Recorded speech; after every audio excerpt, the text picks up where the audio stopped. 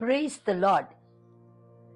லூக்கா எழுதின சுவிசேஷம் 13ஆம் அதிகாரம் 12-13 வசனங்கள் இப்படியாய் சொல்லுகிறது.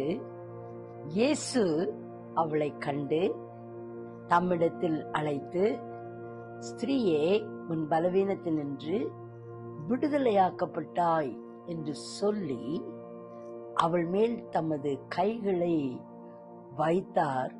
உடனே அவள் நிமிர்ந்து தேவனை மகிமைப்படுத்தினாள்.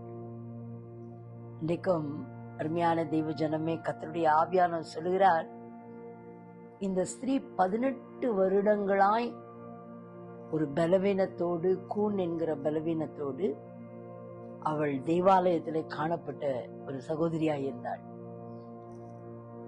ஆண்டவர் அவளுடைய நீண்ட நாட்களின் அந்த பலவீனத்தை கண்டு ஒரு நாளிலே, அவள் நினையாத நேரத்திலே அவளை அழைத்து அவர் சொல்லுகிற வார்த்தை, உன் பலவீனத்தினின்று நீ விடுதலையாக்கப்பட்டாய். The word of the Lord went before the action here. இப்பலவீனத்திலிருந்து விடுதலையாக்கப்பட்டாய் என்று சொல்லி அவள் மேல் தமது கைகளை வைத்த உடனே immediately நிமிர்ந்தாள்.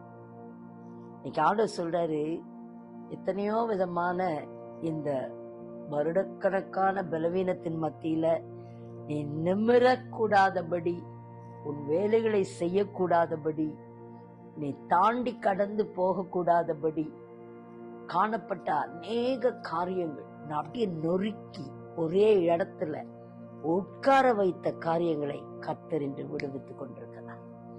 அவர் தன் வார்த்தை உனக்கு நேராய் அனுப்புகிறார்.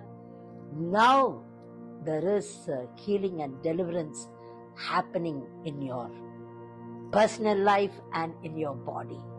Receive this healing of God today.